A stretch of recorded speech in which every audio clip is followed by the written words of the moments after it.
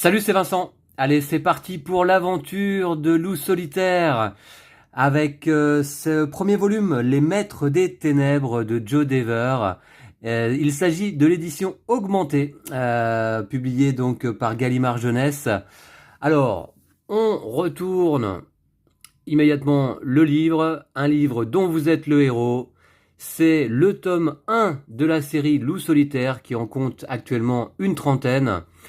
Les maîtres des ténèbres ont attaqué le monastère Kai, dans lequel de jeunes prodiges tels que vous sont initiés à l'art de la guerre. Vous êtes le seul survivant de la bataille, et une mission vitale vous incombe désormais, avertir le roi du Sommerlund que les maîtres des ténèbres ont décimé l'élite guerrière du pays. Les ennemis qui ont juré votre perte feront tout pour vous en empêcher. Voici donc l'édition définitive augmentée de 200 entrées par Joe Dever. Vous seul prendrez les décisions utiles au succès de votre mission, et pour mener les combats, vous n'aurez besoin que de la table de hasard figurant dans cet ouvrage. Alors, la table de hasard, moi, personnellement, elle est au dos, là, ici. Voilà, en fin d'ouvrage. Eh bien, je ne l'utiliserai pas pour une question pratique, là, en vidéo. Je vais plutôt utiliser un dé 10, numéroté de 0 jusqu'à 9. Et la table de hasard, de toute manière, remplace le lancer d'un dé de 10. Donc, moi, j'utiliserai, je pense, le dé. Ce sera plus pratique, là, en vidéo. Alors, les maîtres des ténèbres, eh bien oui, ont attaqué le monastère et nous sommes le seul survivant. Donc notre mission, avertir le roi du Sommerlund, eh bien de cette action des maîtres des ténèbres. Donc il va falloir parcourir certainement le royaume. Voilà donc la carte des fins de terre, alliance des pays libres de Nord Magnamund. Alors, donc, le Sommerlund, ici, les armes royales. Alors, celle-ci, cette carte, j'en ai fait une copie que j'ai plastifiée pour une question, là aussi, pratique. Loup solitaire, les illustrations dans cet ouvrage sont de Richard Sampson et l'ouvrage est traduit de l'anglais par Sophie Brun et Camille Fabien. Alors, une petite notice tout d'abord, avant de commencer. Attention, cher lecteur, ce livre te propose de devenir le héros imaginaire d'aventures fantastiques. Grâce à ses pouvoirs surnaturels, tu lui feras traverser des épreuves extrêmement périlleuses. Nous te rappelons que tu ne dois en aucun cas tenter de reproduire dans la vie réelle les situations décrites dans ce livre, car tu pourrais te mettre gravement en danger. Et oui, on a vu que la lecture est conseillée à partir de 10 ans. Donc il ne faudrait pas que de jeunes enfants aient la mauvaise idée de reproduire certaines situations de ce livre, certaines situations dangereuses en tout cas. Ok, donc on a un petit sommaire, et puis on va commencer par découvrir la feuille d'aventure, que là aussi j'ai plastifié pour une question pratique bien sûr. Alors, sur la feuille d'aventure, on va y retrouver les 5 disciplines Kai choisies en début d'aventure. Je vais procéder à cela dans un instant. On va pouvoir porter 2 armes au maximum, ainsi que 8 objets dans notre sac à dos. Et puis, on va pouvoir également avoir des repas dans les 8 objets compris. Des objets spéciaux que l'on va récupérer en cours d'aventure éventuellement. Et puis une bourse dans laquelle on va pouvoir entreposer des pièces d'or. On va commencer l'aventure avec quelques pièces d'or, vous allez voir ça. Alors, dans cette aventure, dans cette série de loups solitaires, on va très souvent entendre parler de PH et PE, c'est-à-dire respectivement points d'habileté et points d'endurance, qui seront notés donc ici. Et attention, notre endurance ne peut jamais dépasser notre total de départ, qui va être déterminé là aussi dans un instant. Si notre endurance arrive à 0, eh bien, c'est la mort de loup solitaire et il faut recommencer l'aventure. À ce propos, je vous dirais que, eh bien, évidemment, lors de ma vidéo de présentation de la collection et de notre série de vidéos, je vous disais que j'allais jouer en solo les Maîtres des Ténèbres. C'est ce que vous pouvez suivre là sur cette vidéo aujourd'hui. Et puis, je jouerai la suite, puisque vous avez devant vous là le premier cycle complet hein, de Loup solitaire, les Maîtres des Ténèbres, la Traversée infernale, que nous jouerons en compagnie de Lou lors de la prochaine vidéo, qui est donc le numéro 2 hein, du cycle. Voilà. Et puis, c'est suivi par les Grottes de Kalt, tome 3, puis le Gouffre maudit, que je possédais étant jeune, puisque, bien évidemment, hein, adolescent, j'avais quelques exemplaires des livres dont vous êtes le héros, offerts certainement par mes parents, et puis achetés avec mon argent de poche. Je chérissais mes petits livres dont vous êtes le héros. Voilà, parce que à cette époque, j'aimais beaucoup les jeux de société déjà, et la lecture. Et donc, voilà, j'adorais jouer aux livres dont vous êtes le héros. J'en avais pas énormément. J'en avais peut-être 5 ou 6 comme ça. Voilà. Et je me rappelle que j'avais le Gouffre maudit. Alors par contre, bien sûr, les histoires de ces livres me sont totalement oubliées. Hein, c'est-à-dire que je n'ai plus de souvenirs hein, de ce que racontent exactement ces aventures. Et Le Tyran du désert, enfin, tome 5, pour clôturer le premier cycle hein, de Loup solitaire, qui se poursuit ensuite dans le deuxième cycle avec la Pierre de la sagesse. Alors, oui, je vous disais donc, si je meurs pendant cette aventure, eh bien, exceptionnellement, c'est pas très grave. On jouera quand même, évidemment, le deuxième cycle avec Lou, la traversée infernale. C'est vrai que la caractéristique de cette série, Loup solitaire, c'est que chaque livre est en lien avec les précédents et que vous suivez comme ça une grande aventure sous forme de campagne, en fait, qui se suit. Hein. Mais tout comme moi, quand j'étais jeune, qui ne possédait, je crois, que le Gouffre maudit dans ce premier cycle, eh bien, rien ne vous empêche de commencer par le tome 3. C'est aucun problème, hein, c'est pas un souci. Voilà. Donc si jamais mon aventure aujourd'hui sur les Maîtres des Ténèbres n'est pas une réussite et que Loup solitaire, malheureusement, eh bien, meurt pendant l'aventure, eh bien, nous jouerons tout de même la traversée infernale avec Lou. Voilà. Alors j'ai prévu bien sûr aussi un petit marque-page, hein, parce que ça va s'avérer utile bien sûr pour garder la page pendant l'aventure. Alors, le détail des combats. Et oui, parce qu'en combat, eh bien, on va regarder notre habileté, on va soustraire l'habileté de notre adversaire à la nôtre, ce qui va nous donner un quotient d'attaque. À ce moment-là, eh bien, soit on pointe un crayon sur la table de hasard ou on lance un dé de 10 pour obtenir un certain résultat et on se réfère à la table des coups portés que j'ai imprimée là aussi, qui se trouve en fin d'ouvrage, hein, en fin de chaque ouvrage. Vous la retrouvez hein, toujours juste avant la table de hasard. Et puis la table des coups portés, en fonction du quotient d'attaque qui a été déterminé et en fonction du résultat du dé, va nous donner la perte d'endurance de l'ennemi et de Loup solitaire. Et puis attention, si on obtient un T, on est tué sur le coup. Hein. Voilà.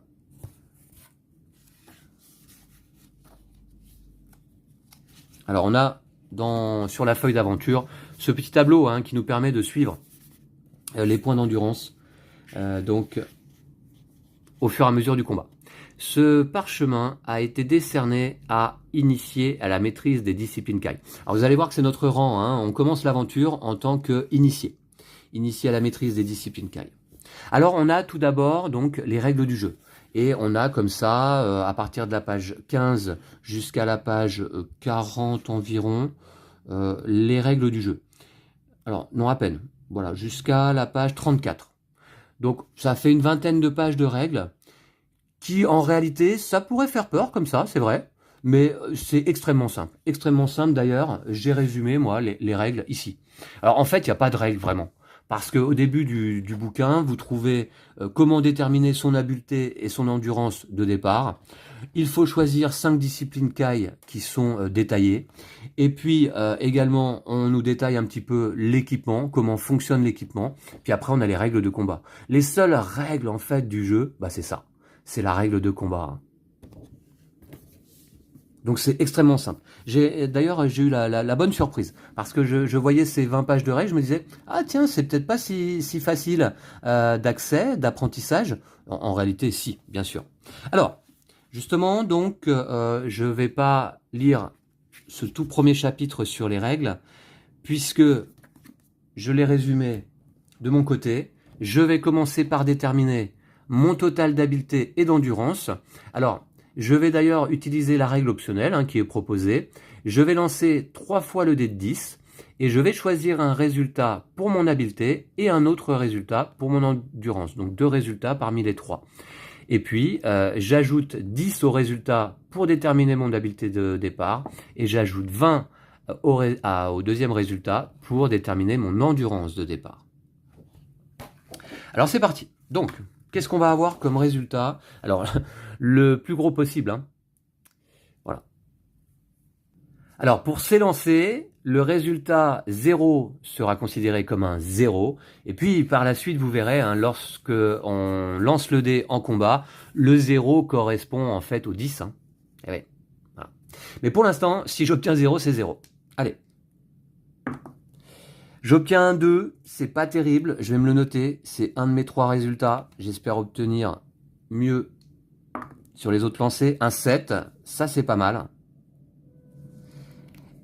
Et enfin, allez, un 5, ok. Bon, bah forcément, je vais choisir 5 et 7. Alors, d'ailleurs, je vais ajouter 10 à 5 pour mon habileté. Et donc, je commence avec 15 d'habileté.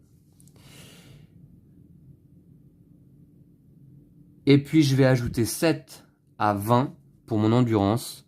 Je vais commencer à 27 d'endurance.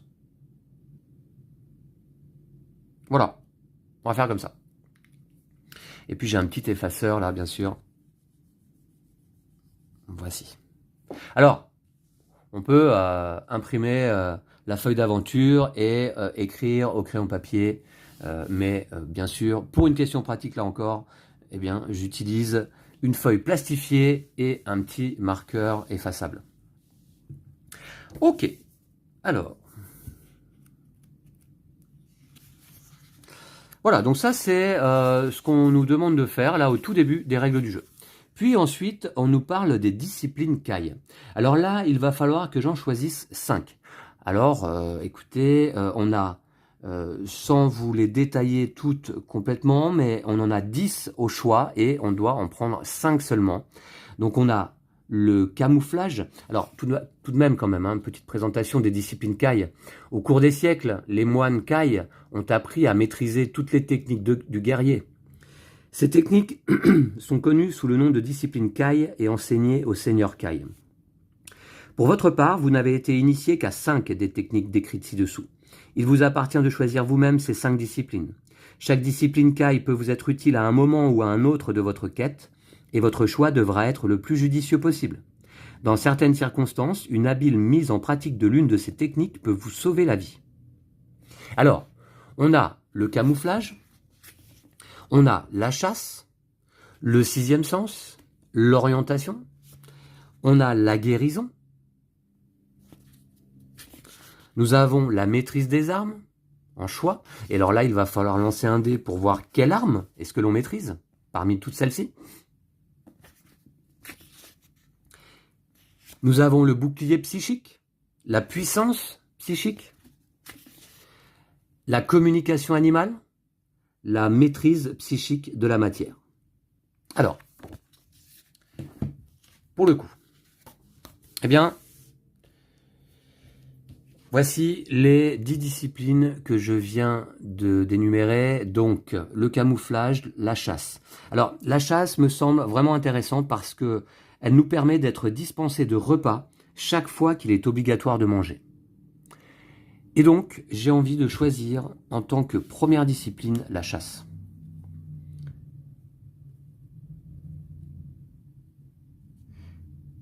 Voilà, que je note donc sur ma feuille d'aventure. Alors, on a le 6e sens, l'orientation, L'orientation, sachant que nous jouons là un livre dont vous êtes le héros et qu'il va falloir constamment faire des choix, prendre le chemin de gauche ou prendre le chemin de droite, j'imagine que l'orientation peut s'avérer fort utile. Alors, je vais choisir l'orientation.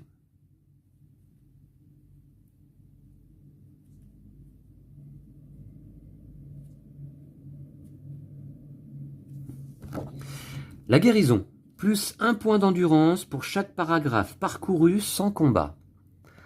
Ah ah. Alors ça, il faut penser à le mettre en pratique, hein, bien sûr. Mais je pense que c'est essentiel également, surtout que, eh bien, comme je vous disais, hein, moi je n'ai pas joué au livre dont vous êtes le héros depuis des années, en réalité, et donc je manque cruellement d'expérience. Et j'ai un petit peu peur de mourir un peu vite dans cette aventure. Voilà, et donc je vais choisir la guérison. Donc chaque paragraphe parcouru sans combat me fait récupérer 1 point d'endurance. Attention, hein, dans la limite de mon endurance totale de départ, hein, que je ne peux pas dépasser. La guérison. Alors déjà 3 disciplines choisies. Ok. Alors la maîtrise des armes. Alors la maîtrise des armes, oui, pourquoi pas, sachant que en début d'aventure, on commence sans armes. Peut-être bien, il me semble avoir lu qu'on commençait rapidement à trouver une hache, mais pour ça, il faudrait avoir un 6 au dé. Bon, le bouclier psychique nous permettrait de ne pas perdre d'endurance en cas d'agression mentale. Alors je ne sais pas si ça se produit fréquemment. La puissance psychique me permet d'avoir plus 2 points d'habileté contre certains ennemis. Alors, je vais choisir ça, tiens. La puissance psychique. Parce que j'ai une habileté, après tout, qui est assez moyenne, hein, 15. Bon. Alors, puissance psychique.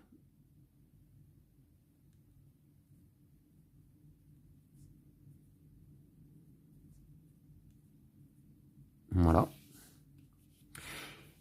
La communication animale. Peut permettre certainement d'avoir de meilleurs rapports avec les animaux rencontrés pendant l'aventure. Bon, je ne sais pas si c'est vraiment utile. La maîtrise psychique de la matière. Ok. Bon, écoutez, je vais choisir maîtrise des armes. Comme ça, je vais faire un lancer de dés de 10 et puis voir quelle arme je maîtrise. Hein. Alors, lorsqu'on détient cette arme en combat, eh bien, ça nous permet d'avoir plus 2 points d'habileté en combat. Allez, maîtrise des armes. Je vais mettre maîtrise de... Alors, je vais lancer un dé de 10, c'est parti. Quelle arme je maîtrise? 9. Je maîtrise le glaive. Ah, c'est pas mal, hein, c'est pas mal le glaive. Je préfère maîtriser le glaive que le bâton, vous voyez?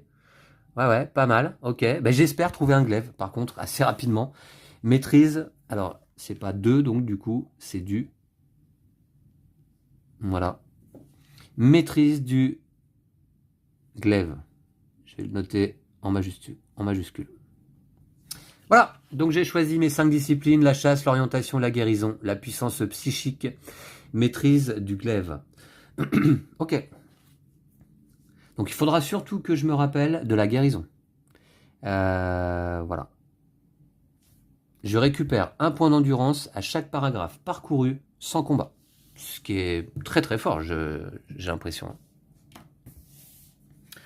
Alors par la suite, dans le livre, on nous parle de nos équipements.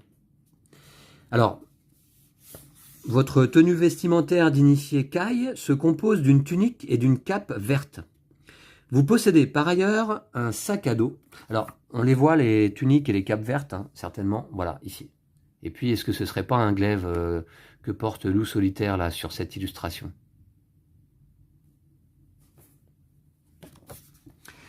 Vous possédez par ailleurs un sac à dos, une ceinture, une bourse de cuir contenant votre pécule en pièces d'or. Pour savoir à combien se monte votre fortune, utilisez la table de hasard. Le chiffre obtenu équivaut au nombre de pièces d'or en votre possession au début de la mission. Inscrivez-le dans la case correspondante de votre feuille d'aventure. À son arrivée au monastère Kai, chaque initié reçoit une carte des fins de terre. Celle-ci indique l'emplacement géographique de votre pays natal, le Sommerlund, et de sa capitale, Holmgard. Elle représente aussi le Durénor, à l'est, et le pays sauvage situé entre ces deux royaumes. Alors tout d'abord, On va déterminer notre nombre de pièces d'or pour débuter l'aventure. 4 pièces d'or, c'est moyen. Et on l'inscrit ici dans notre bourse. 4.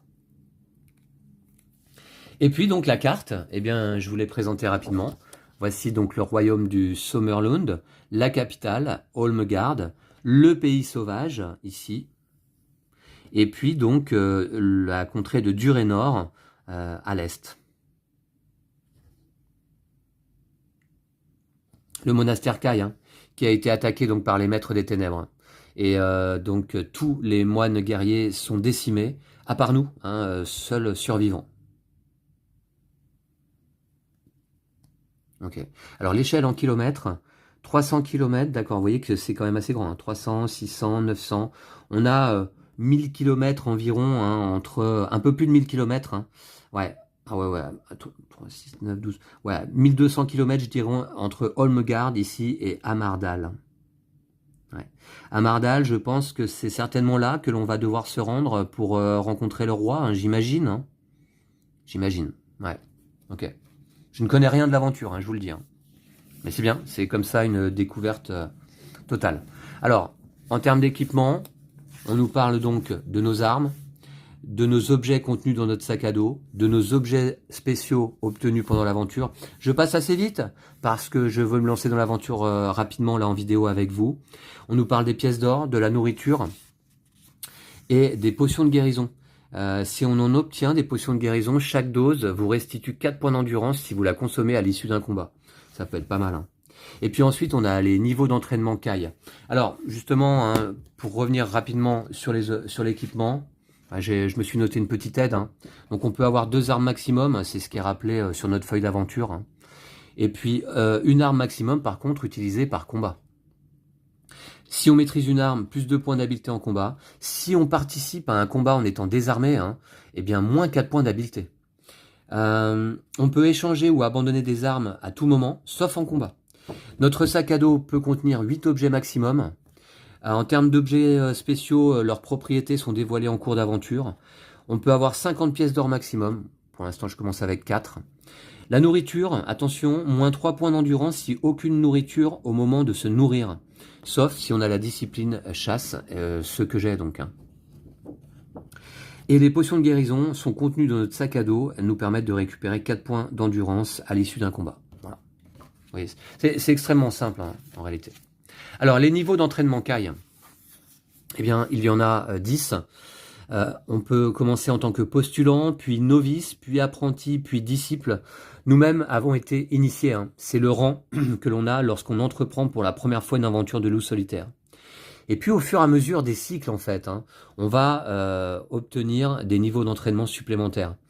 Il me semble bien qu'au début du second cycle, qui commence par la pierre de la sagesse, donc au tome 6, eh bien, nous sommes aspirants.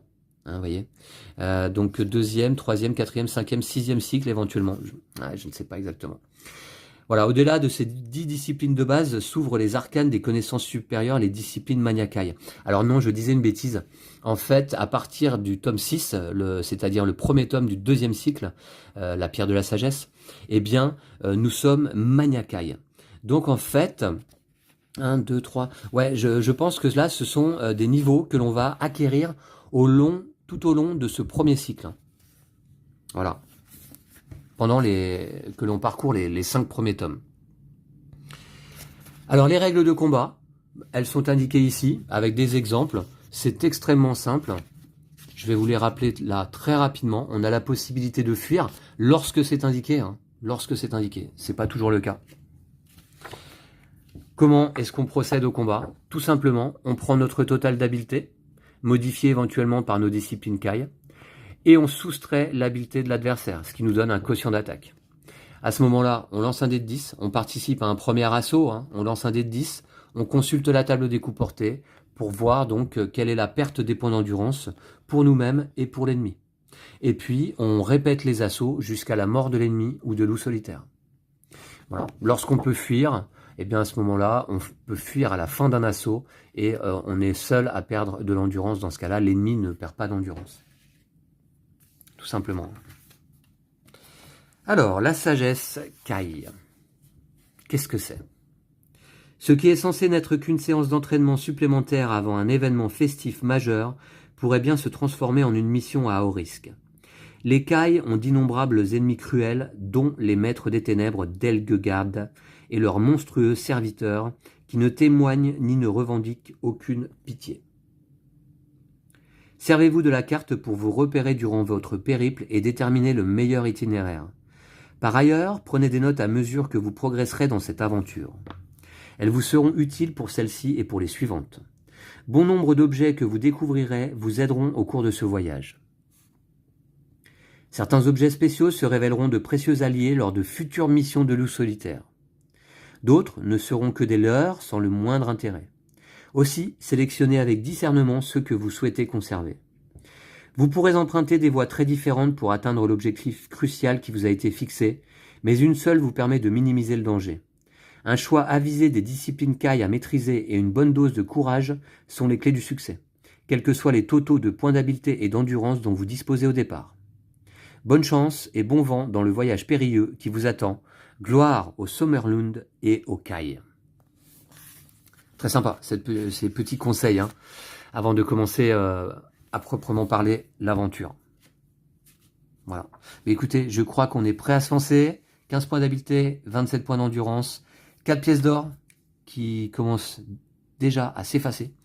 Et puis 5 disciplines Kai, la chasse, l'orientation, la guérison, la puissance psychique et la maîtrise du glaive. Voilà, donc je pense qu'on va commencer l'aventure au monastère, il me semble, et on va partir vers l'est. Allez, c'est parti. Nous sommes à la veille de la fête de la Fehmarn. Dans le royaume septentrional du Sommerlund, les parents ont coutume depuis des siècles d'envoyer leurs enfants les plus doués au monastère Kai à leur 7e anniversaire. Là, ces derniers acquièrent les compétences de leurs nobles ancêtres et s'initient à leur discipline martiale. Les membres de l'ordre Kai sont passés maîtres dans l'art de la guerre. Les enfants qui leur sont confiés les respectent et les aiment, malgré la rigueur de leur formation. Un jour, lorsqu'ils auront réussi à maîtriser les disciplines Kai, ils pourront rester au monastère ou rentrer chez eux, l'esprit et le corps prêts à se défendre et à protéger les leurs contre le danger permanent que représentent les maîtres des ténèbres venus de l'Ouest. Jadis, durant l'âge de la Lune Noire, ceux-ci ont attaqué le Sommerlund. Une épreuve de force interminable et acharnée qui s'est soldée par une victoire sommerlundoise à la grande bataille des gorges de Maken. Le roi Ulnar Ier, lui-même investi des pouvoirs Kai, et ses alliés de Durénor ont écrasé les armées des ténèbres à la passe de Moitura, les contraignant à se replier vers l'abîme insondable des gorges de Maken. Vashna, le plus puissant des maîtres des ténèbres, a été aussi par l'épée d'Ulnar, baptisée le glaive de Sommer ou l'épée du soleil. Depuis, les maîtres des ténèbres ont juré de prendre leur revanche sur le Sommerlund et la maison d'Ulnar. Nous sommes à la veille de la fête de la Fehmarn, qui célèbre le premier jour du printemps. À cette occasion, une vieille tradition veut que les Kai se réunissent dans leur monastère, dans les contreforts des monts Durnkrag, afin de réaffirmer leur fidélité au dieu Kai et leur loyauté à la maison d'Ulnar qui règne sur le Sommerlund. De nombreux émissaires et compagnons Kai ont effectué un long voyage afin de regagner le monastère à temps pour les célébrations du lendemain qui marquent le commencement d'une nouvelle année sommerlundoise. Vous êtes le cadet Kai, loup silencieux, nom qui vous a été attribué par vos maîtres Kai à votre arrivée. À présent, vous avez le rang d'initié dans ce noble ordre, et ce sera la 8e année que vous participerez à la cérémonie de la Fehmarn.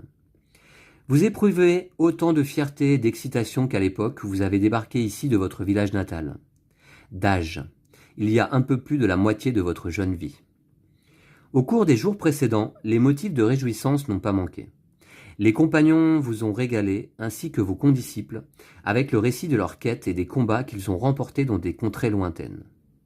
Aussi, chacun est-il plein de joie et d'espoir à l'idée que cette nouvelle année apporte une paix et une prospérité durable à votre terre natale bien-aimée. Le monastère ressemble à une fourmilière, tout le monde s'acquittant des derniers préparatifs en vue de la fête du lendemain.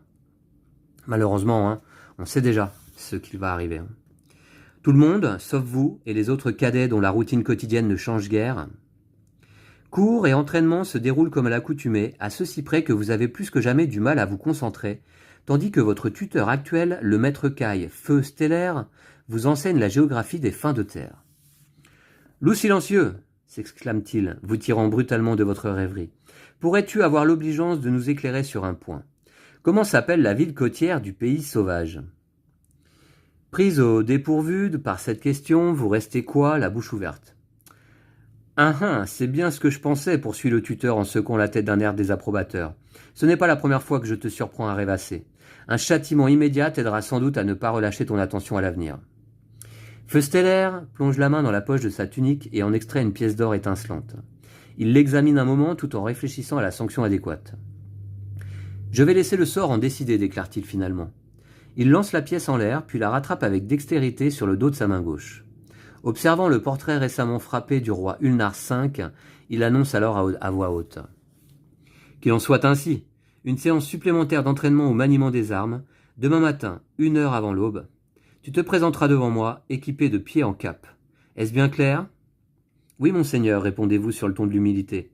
Vous entendez la cloche du couloir à l'extérieur de votre salle de classe sonner 3 fois, signalant la fin de la journée de cours. Vous rangez vos livres et parchemins dans votre sac à dos et vous vous apprêtez à partir quand le maître Caille feu stellaire vous interpelle de nouveau. « Sois ponctuel, loup silencieux, sinon tu passeras la Fémarne à ramasser du bois pour les fourneaux. Et je veillerai personnellement à ce que tu ne participes pas au banquet du soir. » La perspective de rater les festivités vous noue la gorge. « Je serai à l'heure, monseigneur, balbutiez-vous. » Alors c'est pas mal parce qu'on apprend que loup solitaire, tout d'abord, s'appelle loup silencieux, et puis nous sommes en pleine adolescence, on pourrait dire, même si à cette époque, dans cet univers, eh bien je suppose que c'est déjà proche de l'âge adulte, mais nous avons certainement intégré l'école des moines guerriers à l'âge de 7 ans environ, et puis nous avons 14, 15 ans, et puis nous sommes à l'école des moines guerriers. Donc je comprends que cette série ait pu marquer à ce point les jeunes adolescents que nous étions à l'époque lorsque nous avons découvert ces aventures. On peut tout de suite s'identifier facilement si on est adolescent et qu'on commence cette série. Alors on va profiter tout au long de l'aventure des formidables illustrations noir et blanc. Eh bien on commence directement par le chapitre 1. Vous êtes réveillé par l'alarme de la montre de Gousset que par précaution vous avez placée à côté de votre oreiller la veille au soir.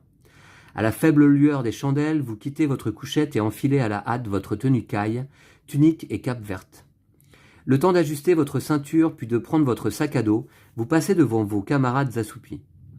Hors de question d'arriver en retard à la séance de maniement des armes avec le maître Caille feu stellaire, car si vous ne tenez pas votre promesse, vous savez ce qu'il vous en coûtera.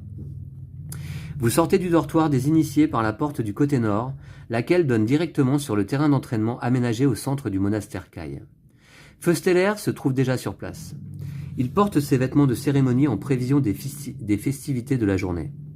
La lune éclaire faiblement l'endroit, mais dans cette pénombre qui précède l'aube, votre vue perçante parvient à distinguer clairement la silhouette impressionnante de ce guerrier. Il se tient à côté d'un râtelier central où sont disposées des armes en bois destinées à l'entraînement. Il vous salue d'un signe de tête et vous invite à en choisir une. Vous optez pour une épée taillée dans du chêne dur du Sommerlund et vous vous mettez en position face à lui. « Les combats n'ont pas toujours lieu à la lumière du jour, loup silencieux, déclare-t-il en prenant une hache en bois. L'obscurité du petit matin t'aidera à aiguiser tes sens. Dommage qu'on ne puisse pas en dire autant de ton attention en classe. » Avec patience, votre maître Caille vous met à l'épreuve, vous montrant la bonne manière de parer un coup, en l'esquivant ou en le bloquant, puis de contre-attaquer. Au bout d'une demi-heure d'exercice intense, vous êtes essoufflé et trempé de sueur malgré l'air glacial matinal. Pour sa part, Feu stellaire ne montre aucun signe de fatigue après ses efforts physiques. « Très bien, loup silencieux. Maintenant, tu peux ranger ton épée et te reposer. Il semble que ton aptitude innée au maniement des armes compense tes insuffisances dans une salle de classe. Tu démontres un talent prometteur. Si seulement tu consacrais autant d'énergie à tes études, peut-être un jour atteindrais-tu le rang de maître Caille. » Vous remerciez Feu stellaire pour son compliment et son conseil. Il n'a pas pour habitude de dispenser des louanges à la légère, et, stimulé par ses paroles d'encouragement, vous prenez la résolution de ne plus faire preuve d'inattention durant les cours. Vous replacez l'épée en bois sur leur atelier, puis débouchez une gourde d'eau. Vous êtes en train d'avaler une première gorgée quand le silence est soudain rompu par la cloche du corps de garde qui sonne l'alarme. « Pour l'amour d'Ishir !» s'écrie Feusteller. Il fixe avec intensité la direction de l'ouest, où, par un étrange phénomène, le ciel s'obscurcit de plus en plus. Au début, vous ne voyez rien, puis vos yeux discernent un mouvement dans ce noir d'ébène. Des créatures ailées approchent par centaines du monastère. « Des crânes !» ou « des crans !» s'exclame Feusteller d'une voix étranglée. « Que le dieu Kai nous vienne en aide !» L'appel lugubre de la cloche a réveillé tout le monastère. Quelques maîtres Kai et des membres de l'ordre de rang inférieur émergent à présent des dortoirs, pour la plupart sans leurs armures, mais tous armés et prêts à défendre leur bastion. Surgit de l'immense nuage noir, la première vague de crans, des crânes. Je ne sais pas comment je vais les appeler. Des crans, des crânes, des crânes. Je vais les appeler les crânes. Plonge en piqué tout en poussant des cris stridents. Alors qu'elles font sur le corps de garde, vous découvrez que les assaillants portent des glocks sur leur dos à la peau parcheminée.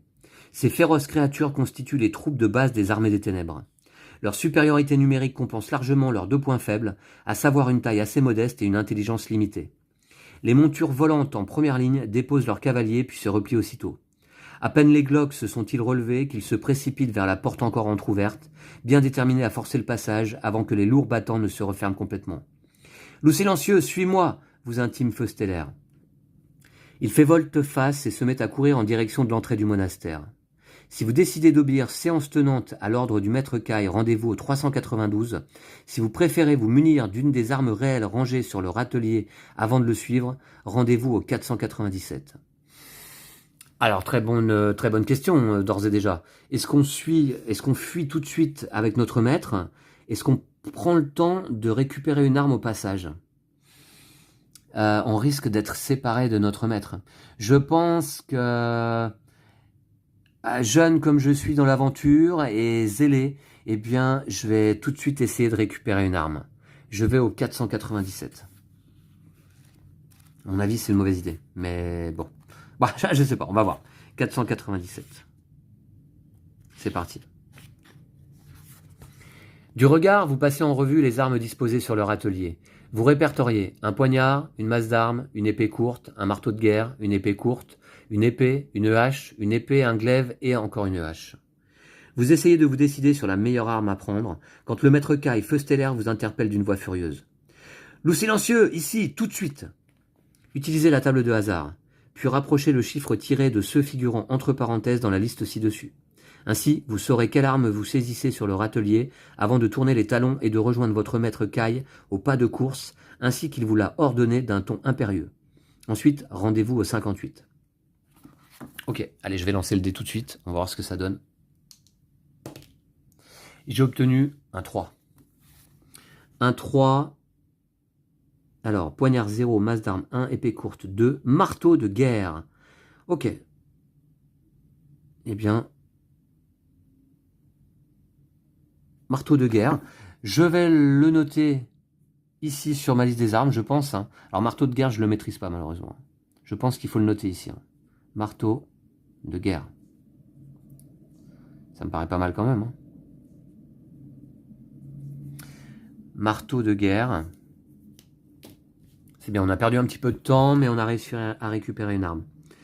Alors, pour le moment, dans ma lecture, je suis agréablement surpris aussi de constater que comment dire, c'est plutôt pas mal écrit, c'est assez littéraire, voilà, les phrases sont assez bien tournées, c'est plaisant à lire, vraiment. Alors, ensuite, rendez-vous au 58.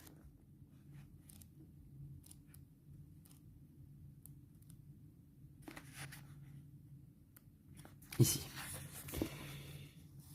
Vous courez le plus vite possible pour ne pas vous laisser distancer par Feusteller qui se précipite vers la porte principale du monastère.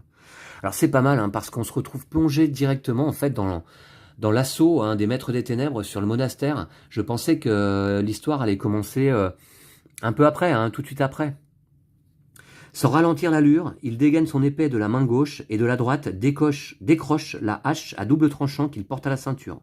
N'écoutant que son courage, il se rue sur les Glocks qui ont réussi à se faufiler entre les battants entr'ouverts, et vif comme l'éclair, il assène un coup décisif au premier, fendant son horrible faciès gris du sommet du crâne au menton.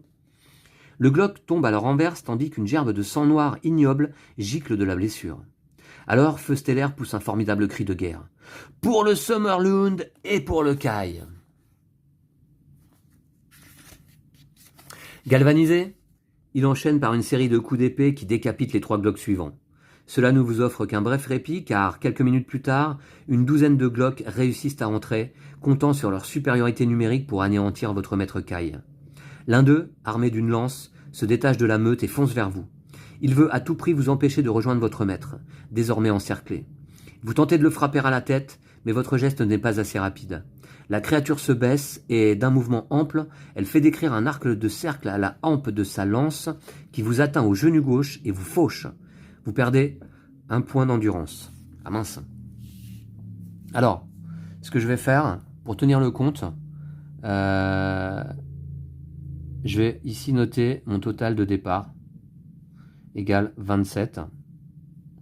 Et là, d'ores et déjà, j'ai perdu 1 point d'endurance. Ouais, j'ai pris un coup. Voilà. Je suis à 26. Vous ne lâchez pas votre arme pour autant. Toutefois, avant que vous n'ayez eu le temps de vous relever, votre adversaire s'avance d'un bond et brandit sa lance, prêt à vous embrocher et vous clouer au sol. Utilisez la table de hasard. Ok. J'ai lancé un dé. J'obtiens un 4. Si le chiffre tiré se situe entre 0 et 4, rendez-vous au 279. Et bien on est parti. Oh, c'est trépidant, hein, d'emblée là. Feu Stellaire perçoit que vous êtes en danger. Sans cesser de combattre, il tourne la tête en direction de votre adversaire et ouvre grand les yeux afin de lui expédier une décharge d'énergie psychique grâce au pouvoir de télékinésie que lui confère la grande discipline du Nexus. L'onde frappe le Glock aussi violemment qu'un coup de marteau.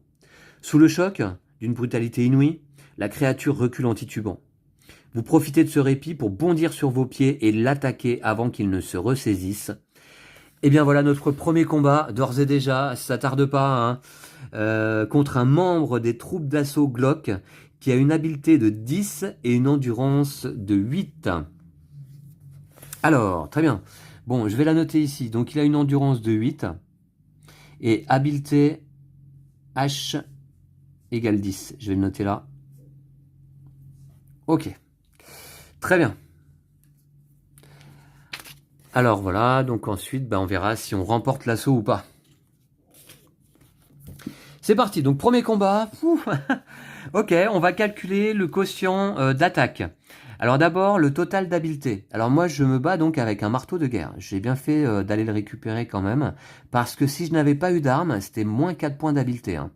Alors j'ai une habileté de 15. Également, qu'est-ce qui peut me donner de l'habileté supplémentaire? J'ai pas la puissance... Ah! Alors j'ai la puissance psychique, mais là, ça me dit pas que je peux en bénéficier. Non. Non, non. Donc j'ai bien 15 d'habileté, moins 10 pour mon ennemi, 15 moins 10 égale 5, il s'agit du quotient d'attaque. Voilà. Et j'ai donc 26 d'endurance pour l'instant. Ok, en début de combat. Allez, premier assaut, je lance un dé. J'obtiens 2. Ouh, 2, c'est pas terrible, je pense. Alors, le quotient d'attaque est de 5. Il est de plus 5. Et j'obtiens un 2 ici. Plus 5. L'ennemi perd 7 points d'endurance. Et moi-même, j'en perds 3. Ouais. C'est dommage, il a 8 points d'endurance. Un seul assaut n'aura pas suffi. Il aurait fallu que j'obtienne 3 ou plus. Donc 7 points d'endurance pour l'ennemi en moins. Il passe à 1 point d'endurance. Et moi j'en perds 3. Donc je passe à 23. Aïe. Deuxième assaut. Alors, j'ai obtenu, ici vous ne le voyez pas, mais un 5. C'est un peu mieux. 5 cette fois-ci. Ça, c'est le résultat du dé. Et puis, ici, on est à plus 5 de quotient d'attaque. L'ennemi perd 10 points d'endurance et j'en perds moi-même 2. Embêtant. Alors, je perds 2 points d'endurance, donc je suis à 21. Et l'ennemi en perd 10, il se retrouve vaincu. Voilà. Alors, donc je vais recalculer mon endurance à 21. Aïe. J'ai perdu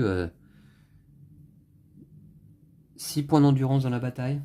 Bah non, ouais, c'est ça, ouais. 5 points d'endurance dans la bataille. Ok, plus simple parce qu'il m'avait frappé auparavant. Ok, ah. Bon, mais on se rappelle que j'ai la guérison. Hein. Si vous remportez la victoire en un assaut, rendez-vous au 430. C'était pas le cas malheureusement.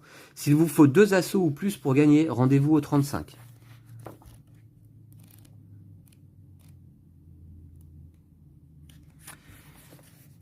Une seconde escouade de Glock se rue maintenant dans l'entrebâillement de la porte du monastère. D'un seul coup de hache, Feusteller fauche les 2 premiers, mais 2 autres parviennent à se faufiler avant qu'il n'ait eu le temps de les oxyre. L'un d'eux est armé d'un fléau d'armes. Il se précipite sur vous, en le faisant tournoyer au-dessus de sa tête avant de l'abattre en direction de votre visage. Vous parez l'attaque, mais la chaîne s'enroule autour de votre arme et vous l'arrache de la main. D'un mouvement fluide et rapide, Feusteller dégaine son épée de la main gauche et vous la lance, poignée en avant. Vous l'attrapez et la brandissez devant vous, juste à temps pour bloquer le coup de hache de guerre du second Glock. Poussant un cri hystérique de colère et de frustration, vos 2 adversaires foncent sur vous. Deuxième combat, direct. Contre 2 membres des troupes d'assaut Glock. Habileté 16, endurance 14. Alors, 14 d'endurance. H égale 16. Ils ont plus d'habileté que moi. Aïe. Vous devez les combattre en même temps. N'oubliez pas de remplacer votre arme par l'épée de Feusteller dans votre feuille d'aventure. Alors,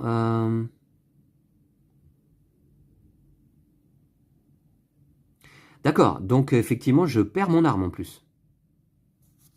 Ouais. Donc, ils m'ont chopé mon marteau de guerre avec leur fléau d'armes. Et donc, je remplace par l'épée de Feusteller.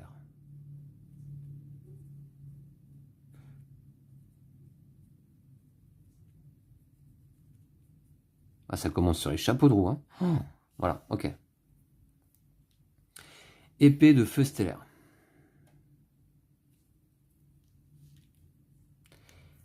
Alors, moi, mon endurance est de 21.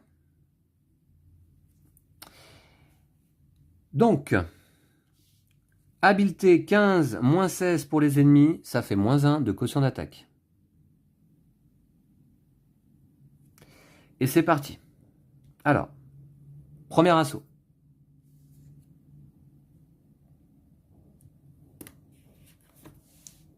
On va pas mourir sur ce deuxième combat. J'obtiens un 2. Décidément, c'est pas GG. Alors, quotient d'attaque, on a dit moins 1. Ici. J'obtiens un 2. L'ennemi perd 3 points d'endurance et moi-même 5. L'ennemi perd 3 points d'endurance, donc il passe à 11. Et moi 5. Il va falloir que je fasse des meilleurs résultats au dé. Hein. Tiens, 16. Je passe à 16. Ok. Allez. Deuxième assaut. Alors, qu'est-ce que j'ai obtenu? Ah, c'est mieux. Voilà, un 8. Alors, 8. Cette fois-ci, à moins 1. L'ennemi perd 9 points d'endurance. Et j'en perds un tout de même. Donc, je passe à 15 points d'endurance. L'ennemi passe à 2 points d'endurance. Allez, un dernier assaut, j'espère, sera suffisant. J'obtiens un 10. Alors là, oui, en combat, le 0, c'est 10. Hein. Ici, moins 1. L'ennemi perd 11 points d'endurance et moi-même 0. Bon, bah ça va. Donc j'ai 15 points d'endurance désormais. On est passé de 27 à 15 là, direct. Hein, en 2 combats. Ok. Voilà. Très bien.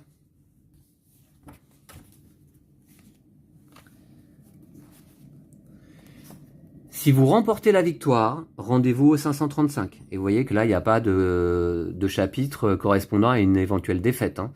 Si l'on perd là, on perd l'aventure tout de suite. Hein. 535. C'est parti. Vous glissez la lame de l'épée sous votre ceinture. Pensez à noter cette arme sur votre feuille d'aventure. C'est fait. Et vous vous empressez d'atteindre le levier qui contrôle l'ouverture et la fermeture des portes. Le sang vous martèle les tympans et vos jambes vous portent à peine. C'est la première fois que vous tuez lors d'un combat, et bien que vous ayez accompli votre devoir avec brio, vous vous sentez tout à la fois excité et nauséeux, partagé entre deux sensations contradictoires, l'exaltation et le dégoût. Vous vous approchez d'un pas mal assuré du mur de la barbacane et actionnez le levier métallique. Aussitôt, les lourds panneaux se mettent à pivoter en grinçant. Plusieurs cadavres de Glock sont broyés et leurs membres sectionnés lorsque les deux battants se referment et se scellent avec fracas. « Bravo, tu t'es bien battu, loup silencieux », déclare Feu Stellaire en s'avançant vers vous. C'est à peine si vous l'entendez, tant le rythme désordonné de votre pouls vous emplit les oreilles. Comme vous commencez à vous remettre du choc de cette première expérience, votre maître Kai vous ordonne de regarder vers le sommet de la plus haute tour du monastère. Ce majestueux édifice porte le nom de Tour du Soleil. Il abrite les cercles de savoir des maîtres Kai. Le dernier étage est le domaine réservé au chef de l'ordre, le grand maître Lame Courageuse. Loup silencieux, j'ai une tâche importante à te confier. Regarde bien tout en haut de la tour et dis-moi ce que tu vois. Vous obtempérez. Malgré l'obscurité étrange et la multitude de crânes qui tournoient désormais dans le ciel, vous parvenez à distinguer un gros cristal qui ressemble à une gemme. Il est piqué au bout d'une flèche ouvragée, forgée dans l'acier et gravée de runes.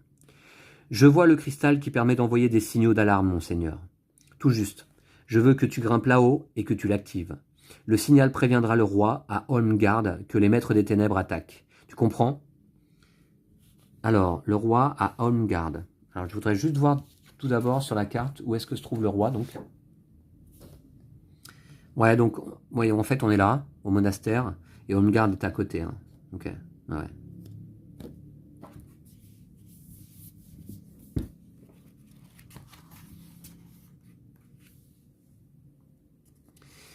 Feu Stellaire lève à son tour les yeux et fronce les sourcils. Tout cela ne me dit rien qui vaille. Les sentinelles auraient déjà dû l'activer. Je crains qu'elles aient été tuées avant de pouvoir le faire. Le cours de ces sombres pensées se trouve vite interrompu par une deuxième offensive aérienne. Les créatures volantes, qui cette fois descendent en piqué vers le monastère, sont beaucoup plus imposantes que les Kraans de la première vague. Sous leur ventre noir est suspendu un filet transportant des Glocks en armure, armés d'épées et de boucliers. « Des Slans !» « Des Slans !» s'exclame Feu Stellaire. « Maudit soit Zagarna !» C'est donc par ce moyen qu'il projette de nous vaincre. L'un de ces immenses Slans noirs plonge et se positionne en vol stationnaire au-dessus du terrain d'entraînement. Son cavalier, vêtu d'une tunique à capuchon, libère le filet, déversant sa redoutable cargaison de guerriers Glock. L'impact en tue quelques-uns, mais pour la plupart, ils survivent au crash et s'extraient du filet avant de se disperser pour se ruer sur tous les cailles à découvert. « Fais vite, loup silencieux », vous ordonne Feu Stellaire tout en se préparant à faire face à ce nouvel assaut. Grimpe là-haut et active le cristal. Puis il part en courant vers le terrain d'entraînement. Vous cherchez du regard le plus court chemin pour parvenir jusqu'au sommet de la Tour du Soleil. La grande porte a été verrouillée pour empêcher l'ennemi d'investir le précieux édifice. Il vous faut donc trouver un autre moyen. Plusieurs portes au rez-de-chaussée permettent d'accéder aux nombreuses salles du monastère, mais une seule reste ouverte. Elle est située sous un grand balcon, en haut d'une large rampe de granit, et elle conduit aux appartements des maîtres Kai. Faute d'alternative, vous décidez de l'emprunter et vous vous élancez dans cette direction. À présent, la fréquence du largage des troupes ennemies s'est accélérée et à 2 reprises, vous manquez de peu d'être écrasé, tandis que vous contournez le terrain au pas de course pour rejoindre la rampe. Au moment même où vous l'atteignez, l'un des filets, lâché trop tôt, s'abat en plein milieu. Tous les Glocks sont tués sur le coup. Tous, sauf un qui se met à escalader le tas de cadavres de ses congénères. Alors que vous sprintez vers le porche, il saute à terre et dégaine son épée noire à la lame courbe. Troisième combat, direct, contre un soldat Glock, habileté 13, endurance 13. Encore en état de choc et excité par l'envie d'en découdre, votre adversaire ne ressent pas la douleur. De ce fait, il convient de diviser par 2 les points d'endurance perdus pour chaque blessure que vous lui infligerez au cours des 2 premiers assauts, en arrondissant ce nombre au chiffre inférieur. Si par exemple le Glock perd 5 points d'endurance lors du premier assaut, vous ne devrez en compter que 2 et non 2,5. Wouh! Oh là là là là là là. Alors, habileté 13 et endurance 13. Et lors des 2 premiers assauts, il perd la moitié des points d'endurance. Quotient d'attaque, j'ai 15 d'habileté. Il a 13. Quotient d'attaque 2. Ok. Lors des 2 premiers assauts, hein, c'est ça? Ouais. Ok. Très bien. C'est parti. J'obtiens un 5. C'est pas si mal. Alors, quotient d'attaque 2. Hein. C'est-à-dire ici. J'obtiens un 5. Quotient d'attaque 2. Ouais. Il perd 8 points d'endurance, c'est-à-dire 4 lors de ce premier assaut. Et moi, j'en perds 2. Donc, il passe à 9. Moi, j'en perds 2. Je passe à 13. Waouh. S'approche dangereusement du 0. Deuxième assaut. J'obtiens un 9. Un beau 9. Qui fait plaisir. Ah ouais, qui fait très plaisir. Alors, nous sommes à 2 de quotient d'attaque. Il perd 6 points. Ouais, puisque c'est réduit de moitié hein, également, là, lors de ce deuxième assaut. Et moi, j'en perds 0, par contre. Il en perd 6. Ok, il passe à 3 points d'endurance. Allez, c'est parti. Dernier assaut, j'aimerais bien faire un gros chiffre, là encore. Un 7. Pas mal du tout. Cette fois-ci, on ne divise pas les points d'endurance perdus par l'ennemi, hein. 7 pour aller à 2 de quotient d'attaque. Il perd 10 points d'endurance et j'en perds 1. Donc je passe à 12. Mon endurance désormais est à 12. Voici. Et c'est gagné. Par contre, il va falloir se guérir rapidement. Hein. J'espère qu'il ne va pas y avoir trop de combats comme ça enchaînés. Hein. Allez, c'est parti. Si vous remportez la victoire, rendez-vous au 246. Bon. Vous sautez par-dessus le cadavre du Glock et remontez la rampe en courant. Plusieurs de vos condisciples, initiés tout comme vous, s'activent à construire une barricade à l'entrée des appartements des maîtres Caille. Vous les entendez vous acclamer tandis que vous accourez vers eux. Certains d'entre eux ont assisté à votre combat et ont à cœur de vous féliciter d'avoir exterminé ce rejeton des ténèbres. Ne perdant pas de vue votre mission, vous les pressez d'achever leur travail avant de vous engouffrer dans l'accueillant vestibule qui donne accès au quartier des maîtres Caille. Ce somptueux bâtiment du monastère abrite les appartements et les bibliothèques personnelles des membres chargés de dispenser l'enseignement au sein de l'ordre Caille. D'ordinaire, le vestibule est dépourvu d'ornements ostentatoires, mais en cette fête de la Fémarne, il est décoré des bannières et insignes de guerre des Cailles. Tout à la contemplation des glorieux étendards suspendus au plafond à pilastres, vous vous heurtez à un maître Caille qui se hâte vers la sortie. Il s'agit de Hibou Vélos. Ce maître possède un don particulier dans les disciplines psychiques. Courage, loup silencieux. Aujourd'hui, le devoir t'appelle dehors. Surmonte ta peur et sois fier de ce que tu es. Il s'est manifestement mépris sur vos intentions et s'imagine que vous fuyez la bataille qui fait désormais rage à l'extérieur. Pardonnez-moi, maître Hibou Vélos, je ne redoute pas d'accomplir mon devoir. En fait, je me rends à la Tour du Soleil car le maître Feu Stellaire m'a confié la mission d'activer le signal du cristal. Hibou Vélos fronce les sourcils. Vous sentez alors une onde de chaleur se répandre à l'intérieur de votre crâne. À coup sûr, le maître a recours à ses facultés psychiques pour déterminer si vous dites ou non la vérité. Peu après, l'ombre d'un sourire éclaire son visage tanné et buriné. « Par ici, mon garçon, dit-il en indiquant une porte voûtée au fond de la salle. Dépêche-toi d'aller allumer le cristal et garde-toi d'échouer. Vous vous précipitez dans cette direction. La porte ouvre sur un large couloir dont les murs sont couverts de placards du sol au plafond. Vous reconnaissez cet endroit. C'est là que sont rangés mobilier et accessoires de rechange du vestibule. Si vous êtes tenté de faire une pause le temps de fouiller certains de ces placards, rendez-vous au 175. Si vous préférez ne pas vous arrêter, rendez-vous au 74. Alors, je pense que je vais faire une petite pause pour fouiller les placards, mais tout d'abord, à ne pas oublier, et je dois prendre tout de suite cette bonne habitude, j'ai la discipline Caille de guérison. Et je récupère donc un point d'endurance pour chaque paragraphe parcouru sans combat. Et voici ce premier paragraphe parcouru sans combat depuis que j'ai perdu des points d'endurance. Donc je passe à 13. Voilà. Oui, donc je pense que je vais prendre un tout petit peu de temps pour fouiller les placards, essayer de trouver peut-être des objets utiles. On va pas s'attarder non plus, hein, parce que c'est urgent là d'aller prévenir le roi. Alors rendez-vous au 175.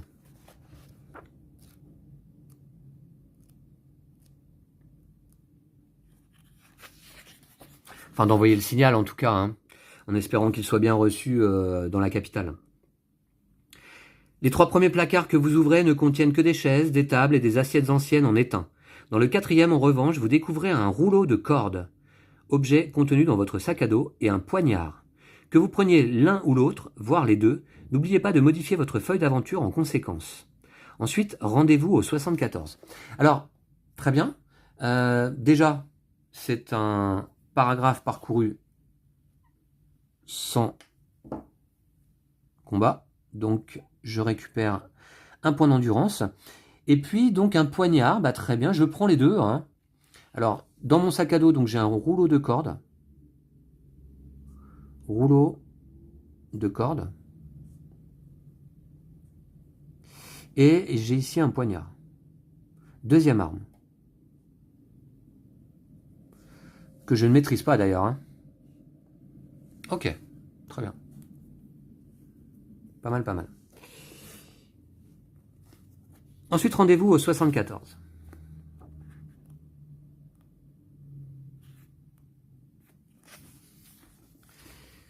Au bout du couloir, vous traversez une succession de petites salles avant d'arriver aux cuisines des maîtres cailles. Les cuisiniers ont préparé un véritable banquet en l'honneur de la fête de la Fémarne. Tables et plans de travail sont tous encombrés par une multitude de pichets de vin et de plats remplis de nourriture. J'ai pas hâte de rencontrer cet ennemi. Hein.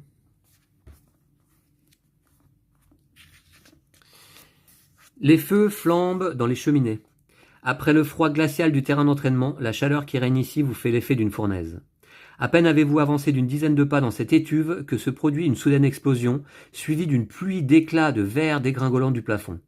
Les cuisiniers plongent sous les tables pour s'abriter de ce déluge mortel de fragments de vitraux qui s'abat sur leurs crânes. Des crânes sont posés sur le toit et les glocs sont en train de fracasser les puits de lumière avec l'intention de pénétrer dans les appartements des maîtres cailles. Vous attrapez un plateau en argent et le maintenez au-dessus de votre tête, tandis que vous courez pour atteindre la lourde porte en chêne située à l'autre bout de la pièce. Ce casque de fortune vous évite des blessures graves, mais un tesson se plante dans l'un des doigts de votre main gauche. Sous l'effet de la douleur, vous poussez un cri perçant et perdez un point d'endurance. Vous ouvrez la porte à toute volée et vous engouffrez dans le couloir. Là, vous prenez le temps d'extraire la pointe de verre et de panser la plaie sanguinolente à l'aide d'une bande d'étoffe que vous déchirez dans l'ourlet de votre cape caille. Vous connaissez bien ce corridor. À l'extrémité, il y a 2 portes. La première communique avec un autre couloir menant à votre dortoir. La seconde donne accès au terrain d'entraînement. Si vous souhaitez vous diriger vers le dortoir, rendez-vous au 333. Si vous choisissez d'emprunter celle ouvrant sur le terrain d'entraînement, rendez-vous au 374. Alors, bon, déjà, on est d'accord, j'ai parcouru un paragraphe sans combat, je peux récupérer un point d'endurance, mais en même temps, je perds dans ce chapitre un point d'endurance. Donc je vais rester à une endurance de 14. Par contre, est-ce que je vais vers les dortoirs ou vers le terrain d'entraînement? Ils allaient où, eux?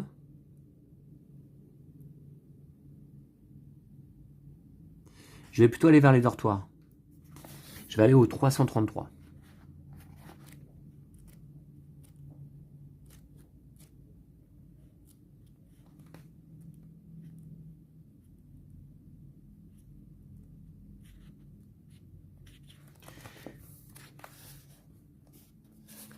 Vous ouvrez la porte et pénétrez dans le corridor au plafond voûté. 5 cadets de vos amis viennent vers vous au pas de course. Leurs poings serrés sur la poignée de leurs armes attestent leur détermination à défendre les appartements des maîtres cailles coûte que coûte. Vous vous écartez pour les laisser passer et les avertissez que le combat fait rage, j'imagine. On va voir. Fait désormais rage au-dessus des cuisines des maîtres cailles. Ils vous remercient de les avoir mis en garde, rabattent leur capuchon sur leur tête et s'éloignent vers la porte que vous venez de franchir. Ce couloir mène à la jonction avec un autre passage qui conduit celui-ci à l'armurerie caille. Droit devant vous se trouve la porte ouverte du dortoir. Si vous souhaitez entrer dans le dortoir, rendez-vous au 192. Si vous préférez bifurquer à gauche et suivre le passage jusqu'à l'armurerie Caille, rendez-vous au 15. Alors, là encore un choix. Et déjà, je vais récupérer un point d'endurance. Est-ce que je vais à l'armurerie essayer de récupérer un glaive? On va le tenter, hein. On va le tenter quand même. Ou vers les dortoirs. Je vais au 15. Allez, je vais à l'armurerie cette fois. Allez.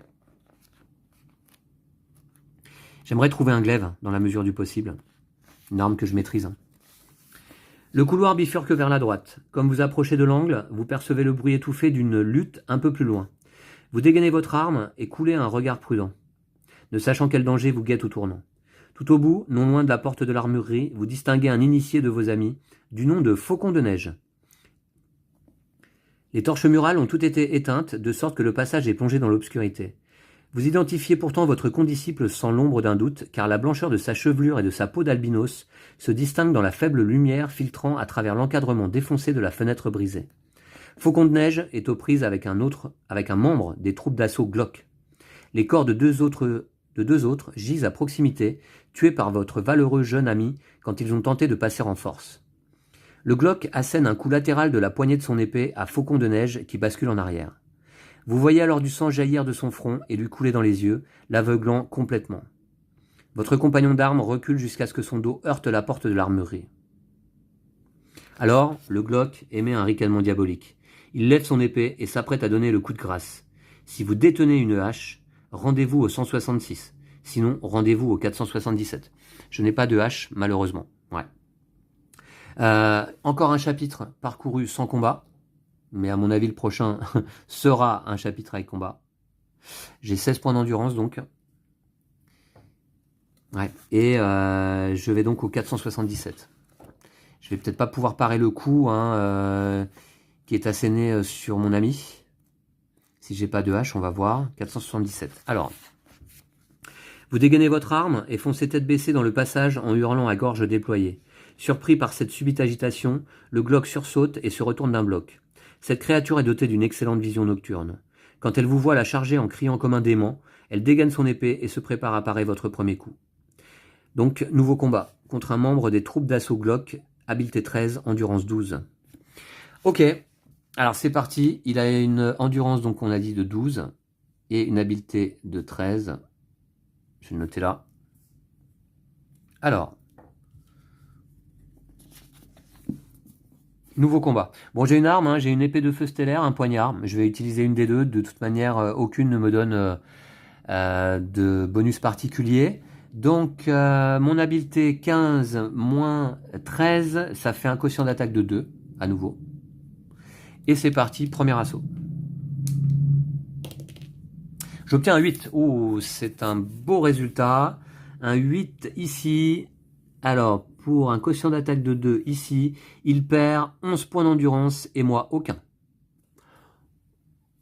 Oh, il a pris cher, mais encore une fois, c'est dommage parce qu'il manque un tout petit peu pour le battre en un seul assaut. Il a 1 point d'endurance désormais. Allez, deuxième assaut obligatoire donc. J'obtiens un 9. Et ben voilà, je commence à l'aimer ce dé, ce beau dé. J'obtiens un 9 ici et donc l'ennemi perd 12 points d'endurance et moi-même 0. On est bien sur la bonne colonne, 2 points de quotient d'attaque. Et on n'en a fait qu'une bouchée. Et j'ai pas perdu de points d'endurance, ça c'est une très très bonne chose. Allez, la suite de l'aventure. Si vous remportez la victoire, rendez-vous au 274.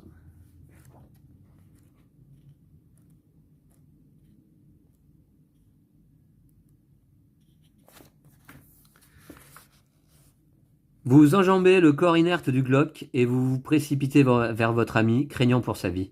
Heureusement, la blessure se révèle beaucoup moins grave qu'elle n'en a l'air, et Faucon de Neige parvient à stopper l'hémorragie en recourant à la discipline caille de la guérison.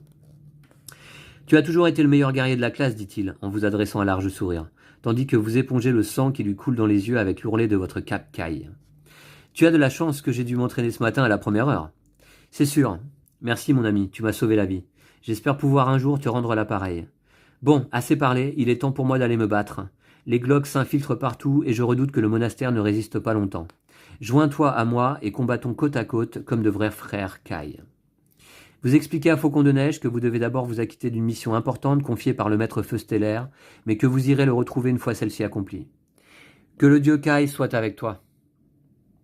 Loup silencieux, lance-t-il, avant de se hâter vers le champ de bataille.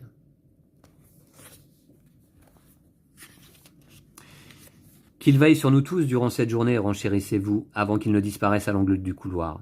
Au comble de l'appréhension, vous vous tournez vers la porte de l'armurerie, la poussez et entrez. Rendez-vous au 447. Je vais récupérer un point d'endurance immédiatement. 17. Ok, on est encore loin de notre total de départ. Hein. Et on avait pris cher lors du premier combat. Hein. 447. Allez, suite. Vos frères Kai ont déjà pris la plupart des armes d'ordinaire stockées dans l'armurerie Kai. Il ne reste plus que les suivantes. Un poignard, un marteau de guerre ou une lance. Ah bah également une épée, un bâton et un bouclier Kai. Plus 2 points d'habileté quand utilisé en combat. Objet spécial décoré avec le visage du dieu Kai et son soleil symbolique. Si vous souhaitez récupérer le bouclier et 1 ou 2 armes, nombre maximum que vous êtes autorisé à détenir, pensez à modifier votre feuille d'aventure en conséquence, puis rendez-vous au 93. Alors, pour l'instant, moi j'ai une épée de feu stellaire, c'est quand même bien stylé, et je vais me la conserver. Est-ce que je remplace le poignard par un marteau de guerre, une lance, une épée ou un bâton? En tout cas, je vais prendre le bouclier Kai, qui est un objet spécial. Je vais me le noter, ça c'est sûr. Bouclier Kai.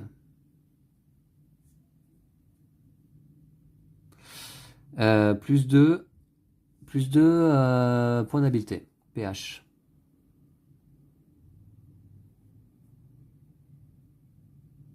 Plus 2 PH. Bah, tant que je le porte, j'aurai toujours plus de points d'habileté en combat. Hein. Ça, c'est très très bien. Hein. Il est décoré avec le visage du dieu Kai et son soleil symbolique. Est-ce que je remplace mon poignard par un marteau de guerre ou une lance? Comme j'ai une épée déjà, je vais remplacer, je vais remplacer mon poignard. C'est dommage qu'il n'y ait pas un glaive là, à disposition. Je vais remplacer le poignard par un marteau de guerre. Je retrouve mon marteau de guerre perdu tout à l'heure, volé par l'ennemi.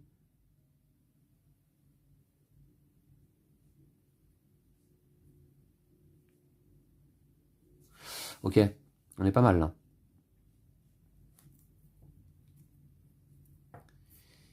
Très bien. Donc, puis, rendez-vous au 93. On met du temps à atteindre le sommet de la tour. Vous quittez l'armurerie par une porte donnant sur le rez-de-chaussée de l'une des tours du corps de garde du monastère.